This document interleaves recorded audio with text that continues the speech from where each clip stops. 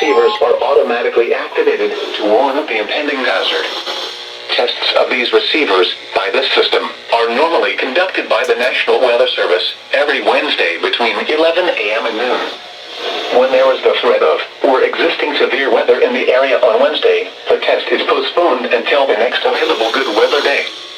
The warning alarm, transmitted over National Weather Service radio stations in north central and northeast Illinois, will be activated for watches and or warnings, affecting all counties in north central and northeast Illinois, as well as counties in far northwest Indiana. Reception of this broadcast and the alarm tone will vary at any given location. This variability, normally more noticeable at a distance from a given transmitter, will occur even though you are using a good quality receiver in perfect working order. This concludes the tone alarm test. We will now return to our regular program.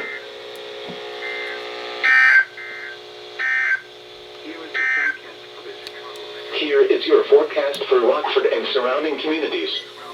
For rest of today, mostly cloudy. Highs around 11. Northwest winds around 10 miles per hour.